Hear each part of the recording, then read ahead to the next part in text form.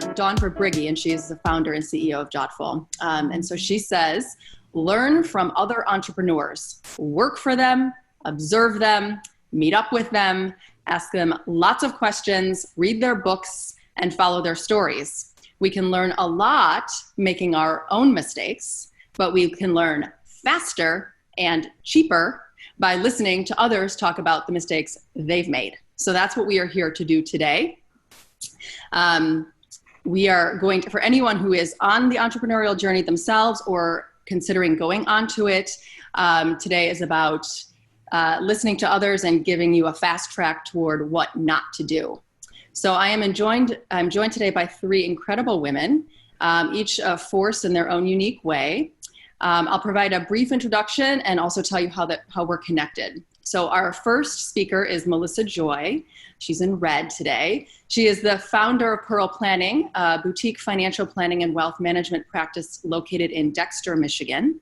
Melissa and I go way back to when we were both rising through the ranks at our former employers. Melissa's journey on becoming an entrepreneur is filled with rich stories.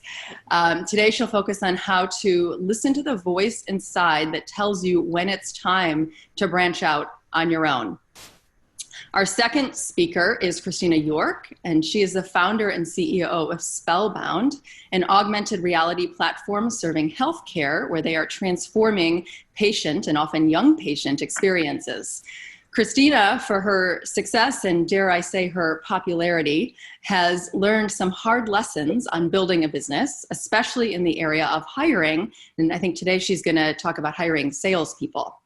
She's a frequent guest at the Decide Accelerator, where at Jottful we were able to be a part of that accelerator. So I know personally that Christina is a fun and authentic storyteller. And our third and final speaker today is definitely a serial entrepreneur. When I asked Kerry Doman what wisdom she might want to impart to the group, she jokingly said, maybe don't start so many businesses. I first met Kerry over 10 years ago when she had at least two businesses going already, After 5 Detroit and the After 5 Intern program. Fast forward to Kerry becoming a mom, and it was time to create Little Guide Detroit. And most recently, the virtual intern experience, because you guessed it, we had the arrival of COVID. So Kerry will explore and actually end the three panelists today with what happens when you have many balls or businesses in the air and a pandemic hits. So we're going to kick things off with Melissa Joy. Hi, thank you so much, Natalie, for inviting me to attend. I could not have imagined a few years ago that I would be on a startup panel, because I was one of those people that said, if I didn't have my job, I would totally love to start a business. I was envious of people who were founders, and I just never thought it would be in the cards for me. And I guess that's part of the story that I'd love to share today, is how I kind of moved from being an entrepreneur within an existing business to the hard knocks along the way to finding myself as a firm founder. And honestly, sitting in the seat that I'm in today, I wish that I'd only woken up earlier to realize that it was a possibility. So I just want to clarify, Natalie, I should talk and kind of give my story, and then if you have questions along the way, you'll ask? Yeah, so okay. I want to manage the time for sure, but if there's an appropriate place to ask questions, I will. Okay. Otherwise, we'll just sort of go into each story. Okay, thanks for that. Yeah. So I really had a very well laid out career path that had one single goal in mind. I found myself kind of by happy circumstance in the world of investing in financial planning. It happened to be a world where I landed a job and had an affinity for it. It's not something I grew up knowing I want to be a financial advisor or financial planner. And I worked in an organization that had a need for succession. So it was founded in the 80s. We, in the early 2000s, needed new talent to lead the company as the original founders were retiring. And so I climbed a career ladder, kind of, I say, from the mailroom to the C-suite, in that organization that was a group of 20 to 30 people. And eventually one day woke up with all of the goals kind of checked off of my list. I'd always, once the opportunity presented itself, dreamed of being an owner and a partner at that firm. And that is exactly what I did. So I climbed a mountain that I thought was my career-long dream. I found myself in my mid to late 30s or early 40s, standing on the top of that summit. And if I had the benefit of hindsight with some extra introspection, I probably would describe that voice that I just mentioned, the person that said, oh, I just dream of founding something someday. Maybe I'll retire early and have a little venture or something, because there was something more that I wanted to explore. And it just wasn't a good cultural fit for the organization what I was in, which really was mature and was looking to maintain and grow kind of an existing base.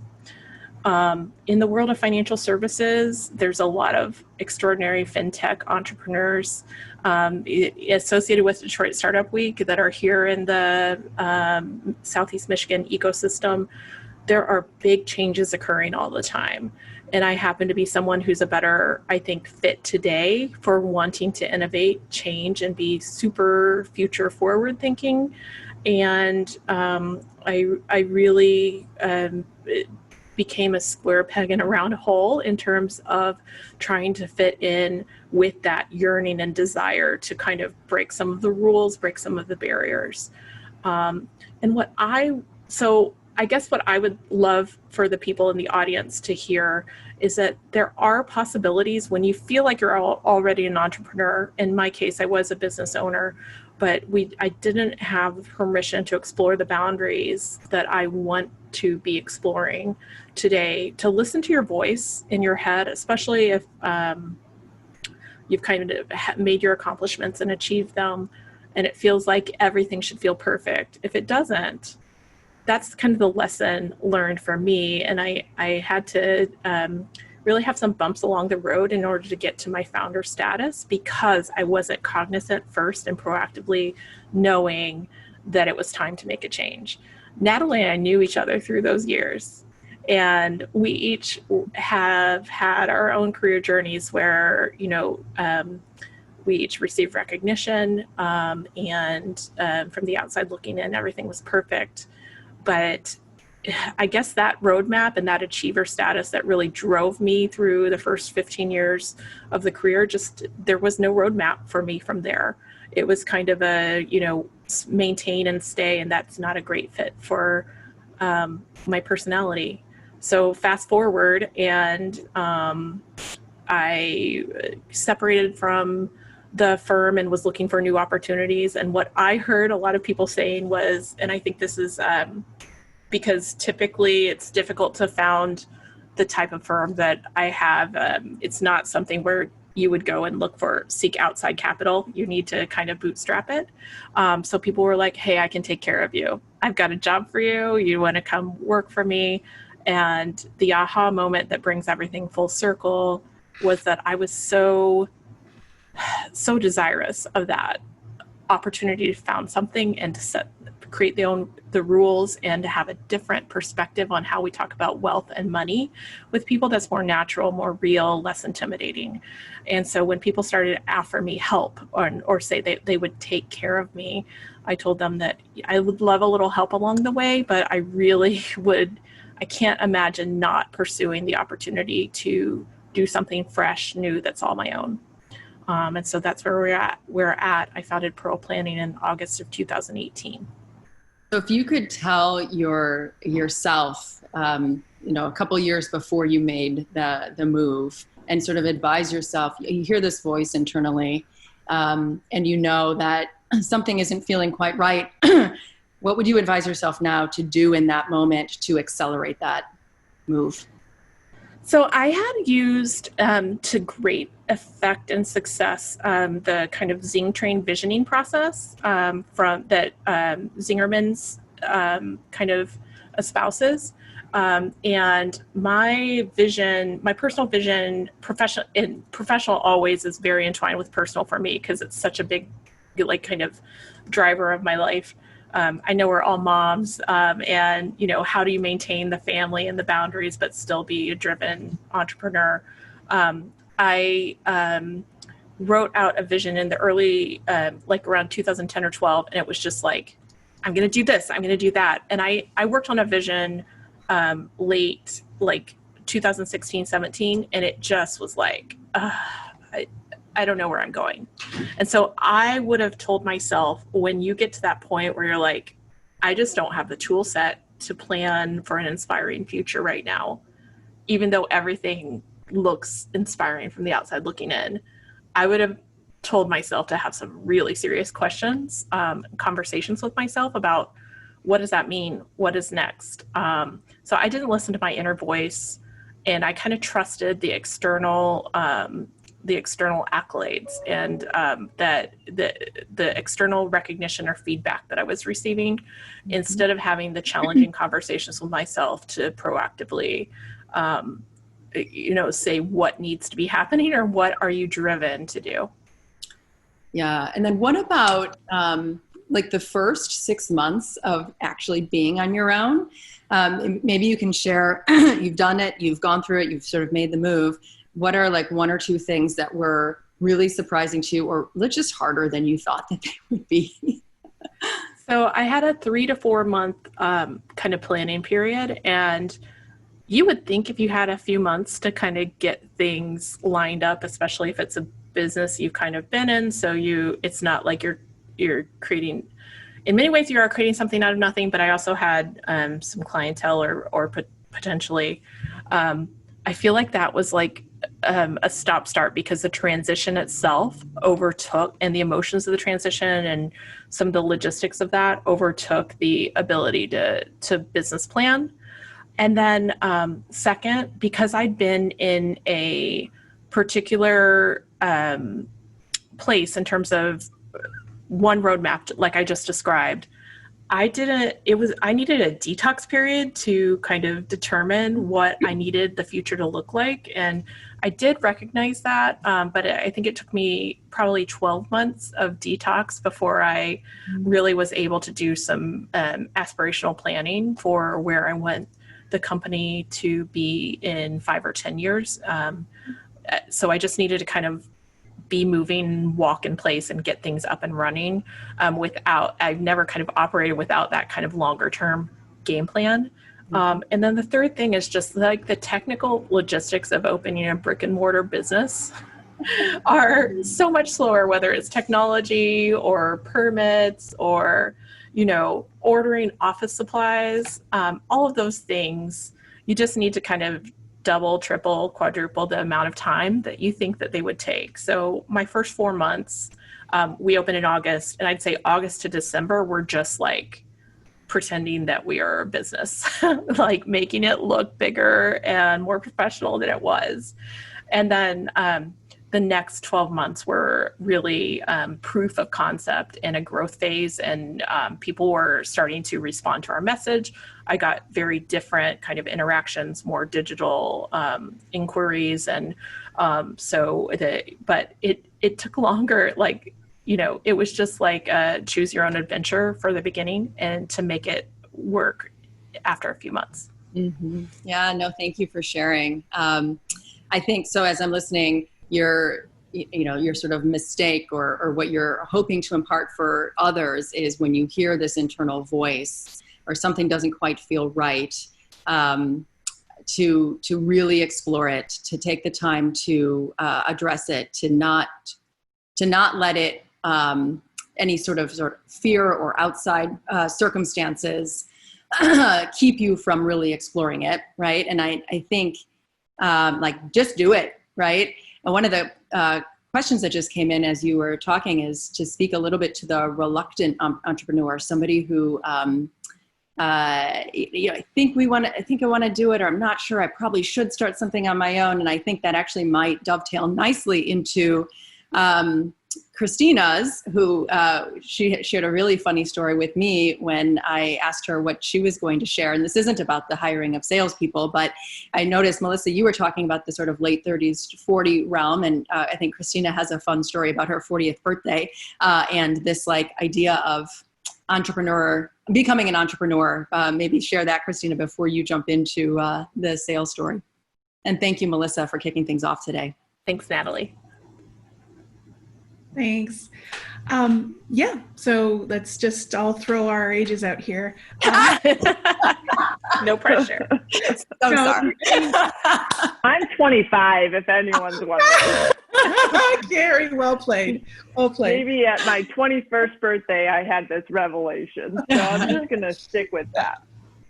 I mean, you know, by the time I started the entrepreneur journey, I was, you know, I'd been in technology for about 15 years and had just, you know, did that thing where I climbed the corporate ladder, and what Melissa spoke about was I woke up one day and I was like, this does not make me happy. I know it would make many people happy, but it is not making me happy. And I had 2 children under the age of 2, both daughters, and I'm very keenly attuned to the struggle that women face in many professions, whether it's technology or science, any kind of STEM. And so I really thought, is this the example I want to set for my kids? And so this was right before my 40th birthday, and my husband was foolish enough to say, what would you like for your birthday? This is, you know, milestone year. And I was like, I want to quit my nice, comfy, well-paying job with great insurance, and I want to start my own company. And he was like, I'm never asking what you want for your birthday again. So it was one of those moments where I was driven by desire or passion. I'm very passionate about what I do, but it was also just like professional and personal satisfaction in my life and how I wanted all those pieces to fit together. So yeah, so I started my first augmented reality company in 2015. For context, I'm ancient in the augmented reality world. That's pre-Pokemon Go for anyone who's into augmented reality. So it was a big struggle in terms of educating the market. Like, we're trying to sell augmented reality into healthcare, which is typically, for good reason, a conservative market. And they don't even know what the technology is or how dangerous it is, what it can do. And so there was a lot of struggle in the early days. And the story I wanted to share about one of my better known mistakes was what I had when I was thinking about building out the team, particularly around sales. You know, I come from technology and product, and it's very easy when times are tough to fall into what you know best and to really, you know, revert back to things that are comfortable and known that you've excelled at in the past, and to put the hard stuff to the side. And sales was hard for me. I got fired as a barista. I couldn't sell coffee when I was in college.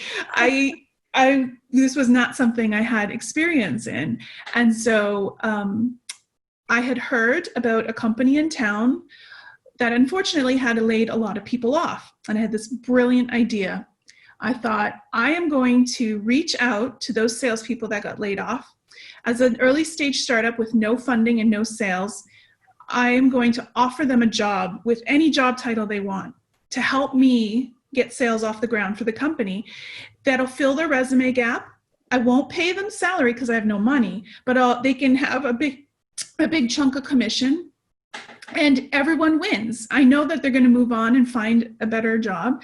Now, if I had known Don Verbrugge back then with Natalie's quote, I would have realized I was making startup mistake 101, which is, you know, hiring somebody before you know how to do the job yourself, and certainly hiring a salesperson that doesn't fit. And so I reached out to this amazing executive who had many years in sales and many years experience even in healthcare and related, and, you know, proposed this to her, and she thought it was a great idea. And but you can probably tell the story doesn't end well. She's not with the company. But, she came in. I didn't know how to set her up for success. And she hadn't, like, in technology, when an engineer can do everything from top to bottom, you call them full stack. That term should apply to sales as well. There's a difference between you come in at, like, employee number 2 in a company, right, Natalie? And suddenly you have to do everything top to bottom. You have to do high level strategy. You have to do, like, low level execution. You have to take out the trash and bring in the cash. Like, it's everything. My friend Javier says that. I like that. I'm going to use that. Yeah. So it is this, moment where I realized I brought this really successful professional on and I totally set her up to fail. And, like, the things that I when I stopped and thought about it, like, I had a manager when I was a teenager at a cashier job that I had, that said to me, watch one, do one, teach one. And I didn't listen to that because I was a bullheaded teenager, but, like, at the time, but I remembered that. And I thought, I should go talk to other people who are doing early stage sales and startups and hear their war stories. To do one, how the hell am I supposed to teach somebody how to be successful at sales in my company if I've never closed a sale? Like, what was I thinking? And then, only then, can I be elevated to the level of teacher or manager and to say, I can bring you on and set you up for success. So that was the first big lesson I learned. The second big lesson I learned from that was fit first. And I say this all the time now. When you start your company, whatever it is, it does not matter. It doesn't matter if you start a bakery and there's 10 bakeries on your block. Every company is unique. Everyone has a unique approach to it. You might be solving a slightly different problem. It's a nuance. There is no playbook for success. And so you are making it from the get-go. And it does, so me thinking that I could bring somebody in where their skills would 100% transfer was a huge mistake. And that really I should be looking for fit, knowing that we're going to have to learn and grow together. So fit meaning, what stage of the company are we in? Am I hiring someone who's only ever worked in big corporations for, like, a 3-person entity? Like, is that a good fit? Cultural fit. What are they, what environments are they used to working, or what is their personality type? And do they bring a unique point of view to the table that is going to benefit us? Am I just hiring another Christina? Because we do not need more than one of those, let me tell you, right? So, like, that fit, looking at fit first and saying that if, I can teach people what they need to do or what they need to know about the company, and then let their skill and their, personality take over. And then the third big thing I learned about that was really to always stop and examine your own culpability in the situation. Like, every failure that any teammate that I've had, I have a piece in that. And I can do better. Could I have done better in the hiring process? Could I have done better in the onboarding? Could I have done better in being a sales manager? Because when you start your own company, you are your own accountant, you're your own HR, you're like, it's everything.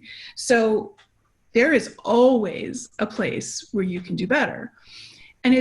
But when you're examining your own culpability, also understand the places where you are not, like, where there's a very clear line, like, this is my responsibility and this is theirs. And so when I was going to move on and, like, look to build out that team again in the future, that was something I was always looking at. Like, don't make the same mistake twice in terms of doing this. Make a new one, because you're going to make one, but just make sure it's new. And then when you do make that mistake, to examine your own culpability in it and know where to draw the line, so that you're not constantly taking all the blame on yourself, but you're always moving toward improvement. So those were, Yeah, so I think it's just such an important point for entrepreneurs, especially if you just haven't really hired before or hired your own team before. I wonder, you've reflected a lot, you've learned from it.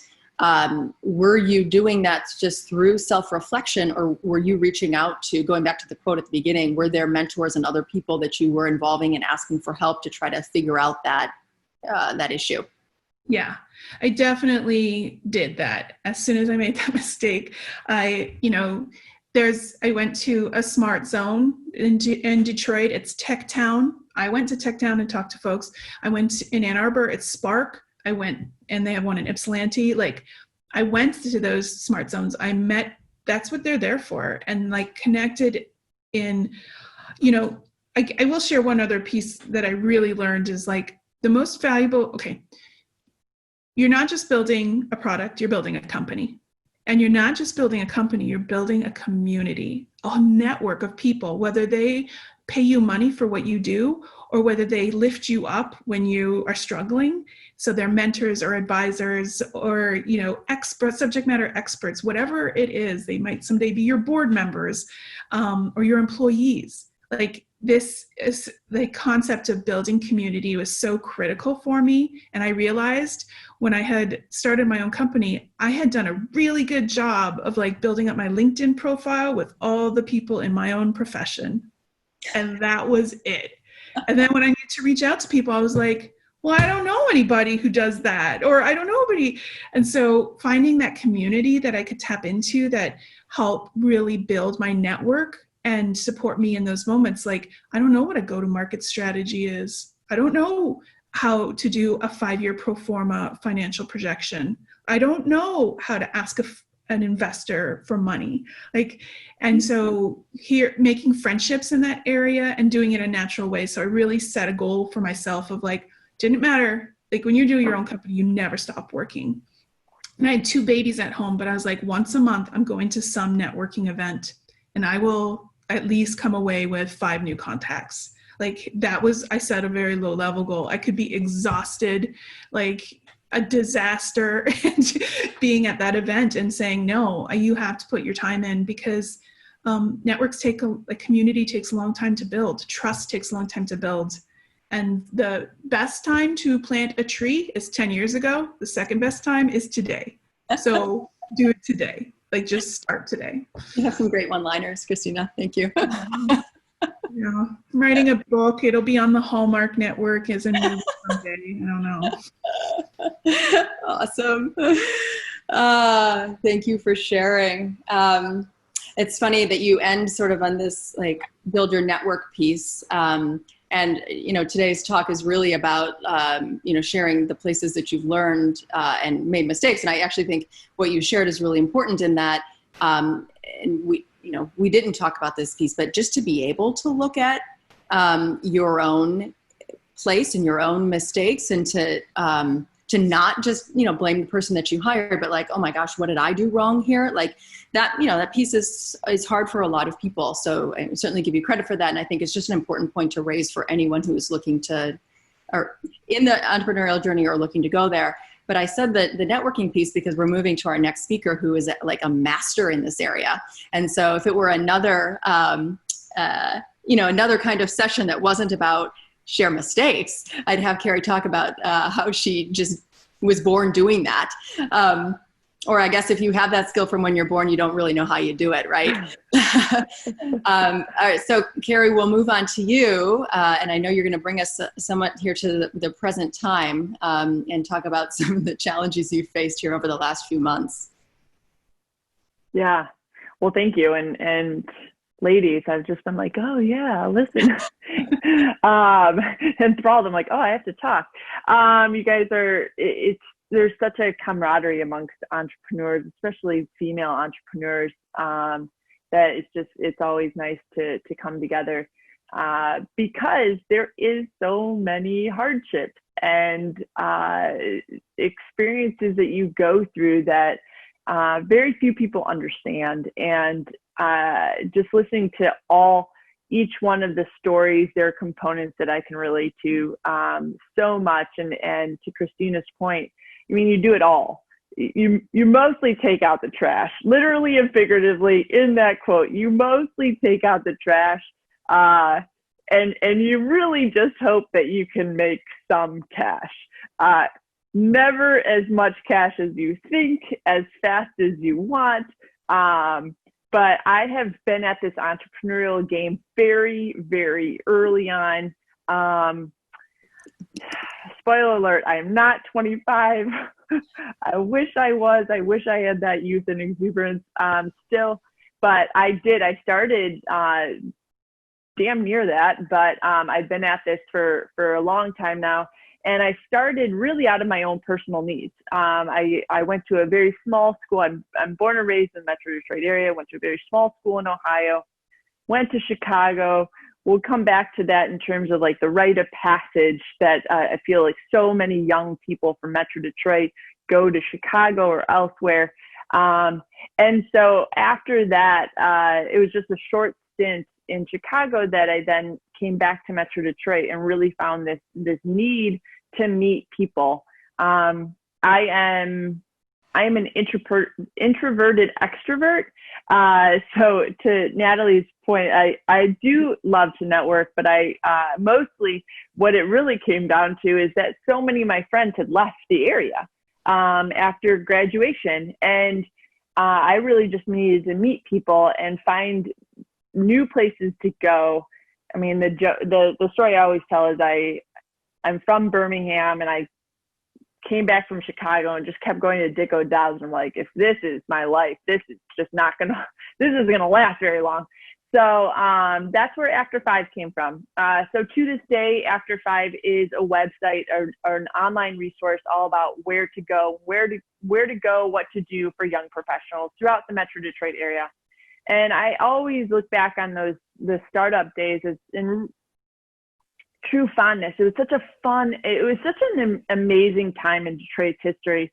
It was right around when the Super Bowl was in Detroit, and they were trying to put lipstick on a pig and make Detroit look nice and be attractive. And it was just fun. It was a great time. And Detroit has come so far from where when I started. But I always had this love for the grit that Detroit had. I did not go downtown very often growing up, but I quickly fell in love with it. And so to this day, I live downtown. I have a family with 2 little boys, myself, and we live in the city of Detroit and love it. So that's really the core of my passion in the businesses that I've started. So we have After 5, and then we have a couple programs that work with the companies, one of which is our intern program. And then, as Natalie said, I started an online resource, much like After 5, but since I have a younger staff that now runs that because I am old and can't stay out past 10 o'clock with 2 kids at home. So I started Little Guide Detroit, and that is basically what to do throughout Metro Detroit for families.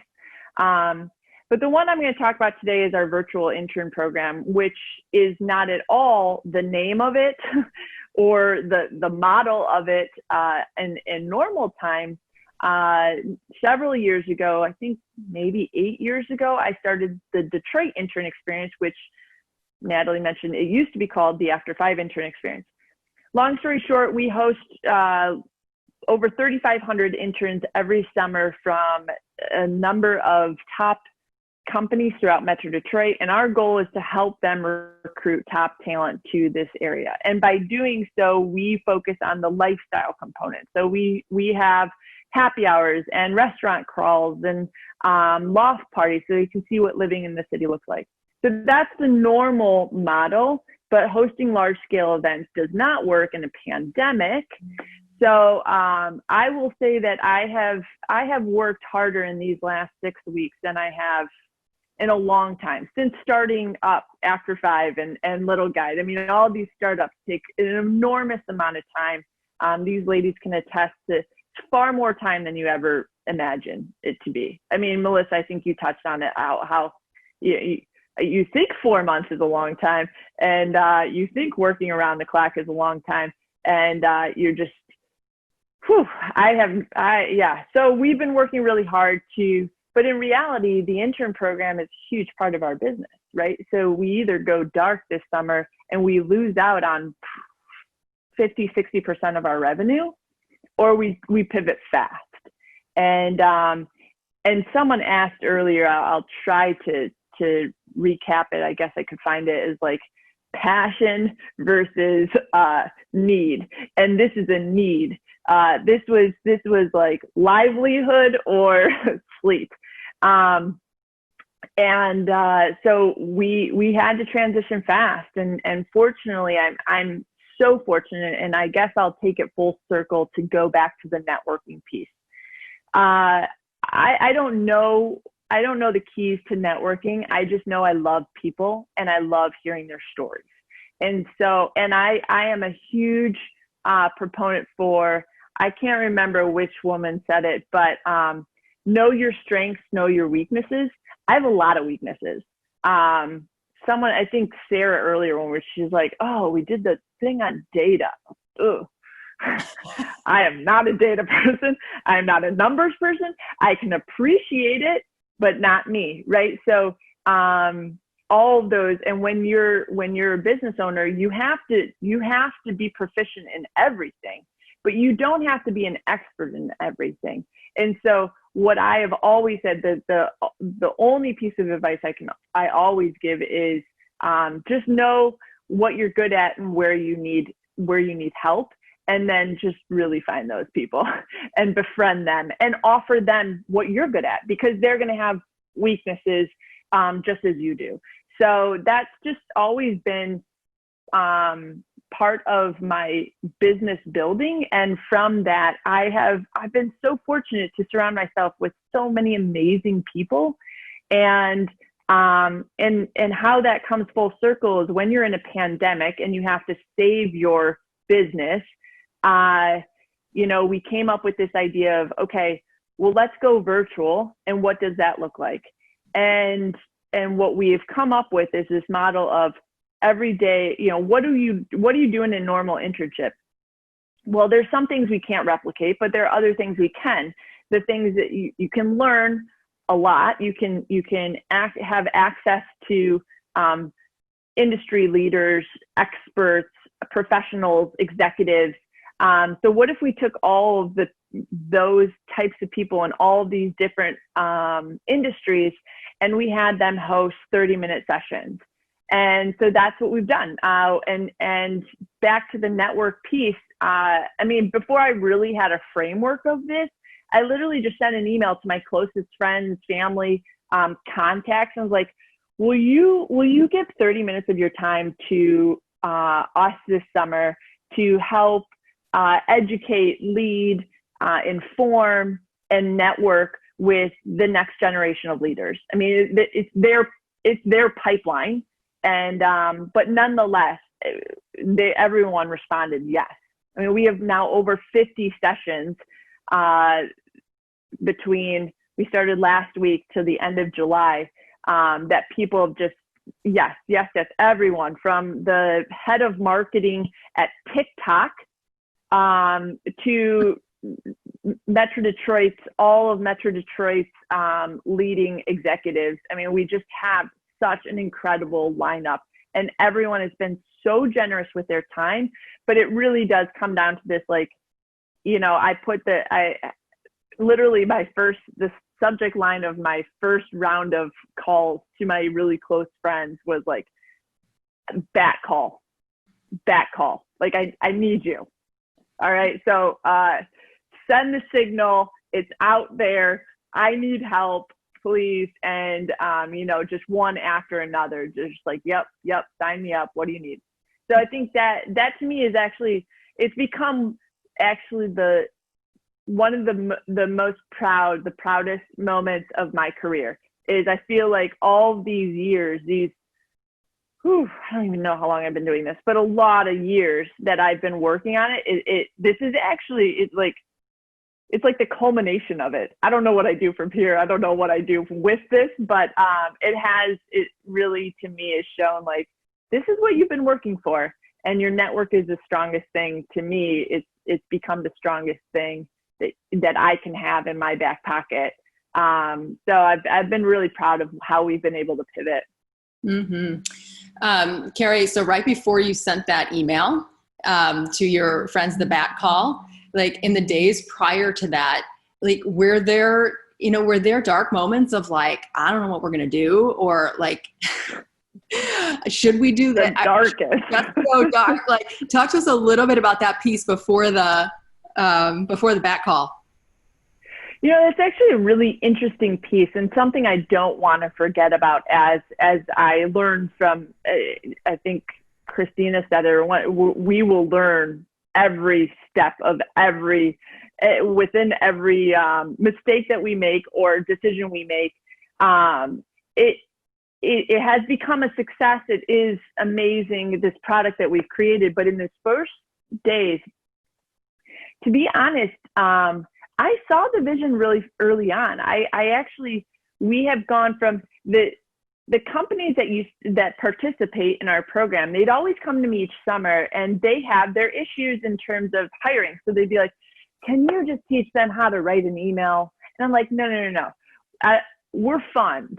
Like, I want to do the bar and restaurant crawl. Like, I don't want to be like, here's how to write an email, or here's eating etiquette, right? I see the value, but I want them to open my emails, okay? And that's really what I would say to them jokingly of like, I want to stay in the space of fun. But I think from all of those conversations, and had many conversations, I knew that there was an area there that we could actually service. And so, but here's actually what tripped me up is I actually allowed myself to think so big that it crippled me.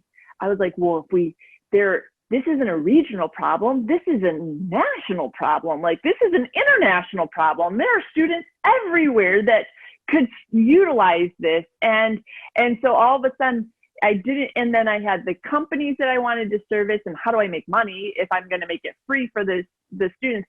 And so it's almost too many things. I didn't have a direction. I didn't know what I was like, all right, finally I just had to be like, I'm going to service the companies. This is what I've always done. These are my company base that I need to come back to in 2021, hopefully, and say, okay, we did this. Maybe we integrate a little bit of the virtual into our programming next week, but I need to be there for them. But when it really, there's a cliche out there, like, maybe one of you guys know it. It's like, basically you're crippling yourself. You're getting I was thinking too big. And it was a problem. And then I had to focus down and like, okay, what's the path that we're going to take? But that is step 2 or 3 or whatever. Step 1's like, oh shit, what are we going to do? So let's just keep it real here. The step 1 is like, my entire business is going down in the tubes and I don't know what I'm going to do. I got 2 kids at home. I'm like, I don't know. I don't have time. I'm dealing with a pandemic in my own household and figuring this out and figuring out working from home. Welcome to my beautiful bedroom, everybody. All of that on top of saving your business, saving your income. So once I was able to, ring it in, get your shit together, Kerry, and let's figure this out. I think we just have to really recognize that we're all doing a good job. All right. I think on that, get your shit together, Kerry. I think we all realize that all of these women have such passion for the topics that they've taken on and the businesses that they've cultivated. So before we run out of time, I want to make sure I get in on our questions. So thank you very much, all of you. I'm going to start with the first one was, Melissa, I love the fact that you wrote down a vision list. Any tips for how to write a good one for a young entrepreneur? Any tricks to manifest these things faster? Yes. First of all, I just ran over to Zingerman's website. I'm going to put into the chat a link to their approach to visioning. So if you're familiar with Zingerman's Deli in Ann Arbor, they have a business training arm. And I really think, so I'm a personal financial planner. And if you can visualize your life, not just your money, to me, that's what I want to do with people. And I think that's a difference between how I work with people. And so I love Zingerman's visioning because it's great for business, but it's also great personal. And sometimes the lines are blurred, right? Especially for us. It's like, you know, the family's married to the business as well, as we all know. So to me, you need to be looking into the future. You need to think, what period of time are you? Where are you? And do not describe your revenue. Do not describe your numbers. Describe your experience. Describe what your office looks like. Describe the people on your team. Describe your culture. Or if you're a personal visioning, describe, you know, the extraordinary trip you just went on or the new house you just purchased.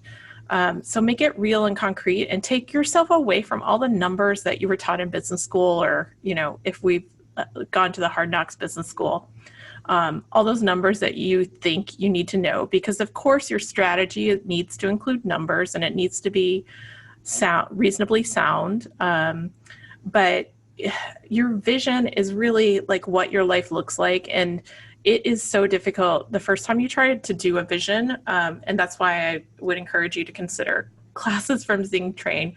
If you're like many people, either your vision is extraordinarily concrete or it's completely impractical. And so you need to refine that process where you write down something that is aspirational. You may never have dreamed of it before, but it's also not like living on Mars, right? So there's somewhere in between. And so it does take some practice. And I've had some extraordinary breakthroughs in terms of accomplishments because I had I gave myself permission to dream, and I gave myself permission to believe in my future self through that visioning process.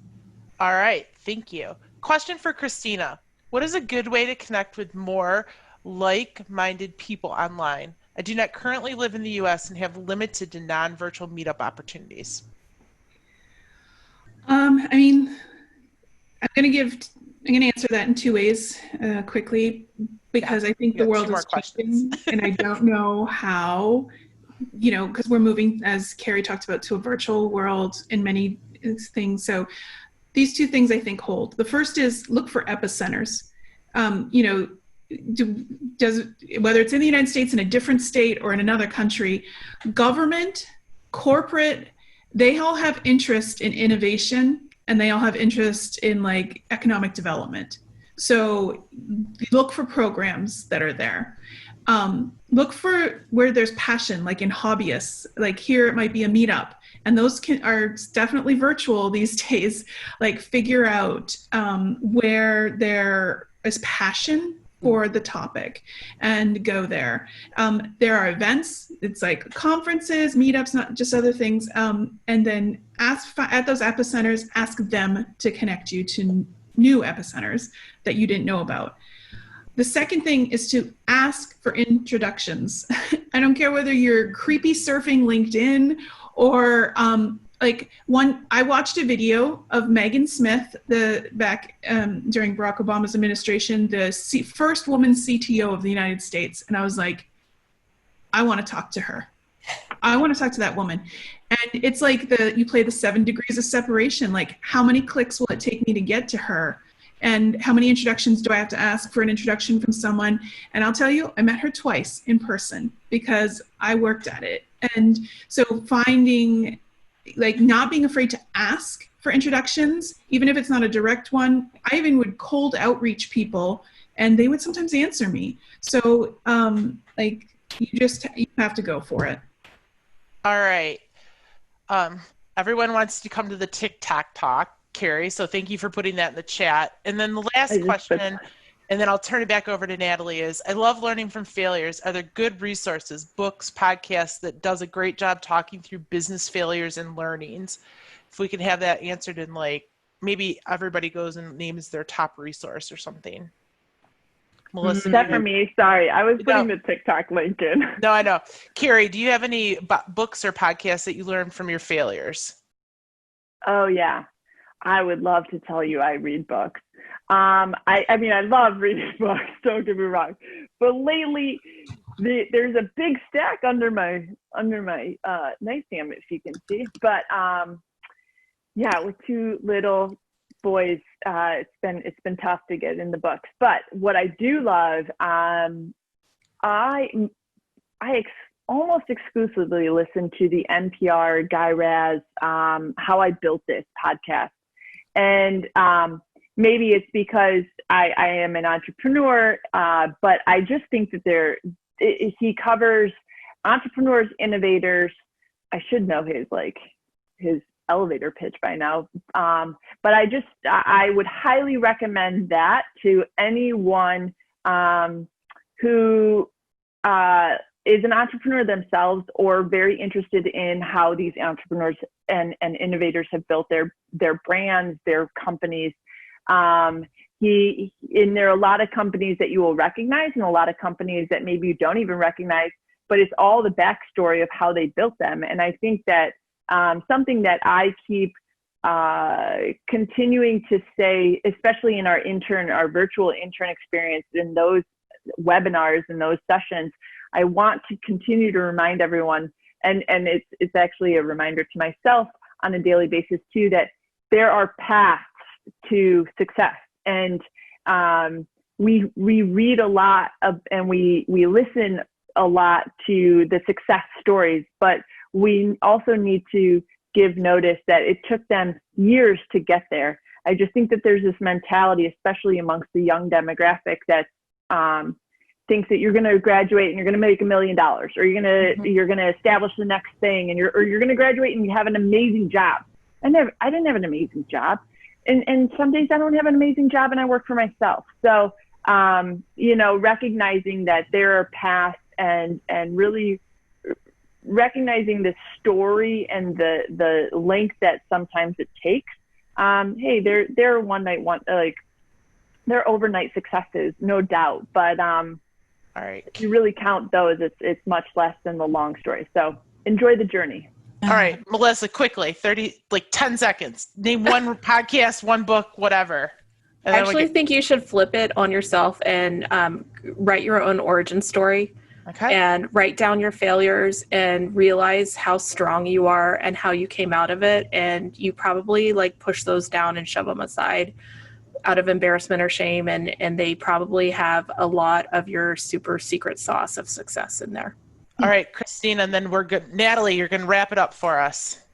I really liked reading about the Lego journey, the company Lego, where it started as a wooden toy maker, became a world dominator, almost died, and then came back.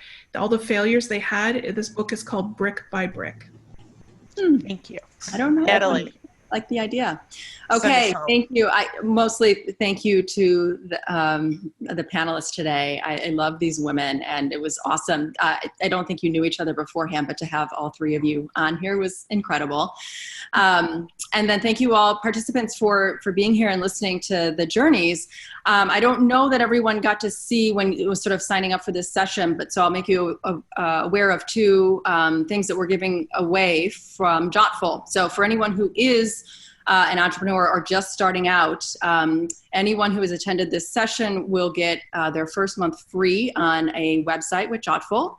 And for everyone, if you are interested in winning a free marketing service, so maybe you just need help in a certain area, has nothing to do with your website or might, we are giving one of those away, and all you have to do is sign up for our Monday morning marketing email. And you'll be entered into a drawing, and we'll be giving away one free marketing service. So thank you all. It's been such a pleasure to share this conversation with you. And Sarah, thank you so much for hosting. You're welcome. So this concludes our session. We hope you guys all enjoyed it. Enjoy the rest of your summit, everyone. Thank you so much.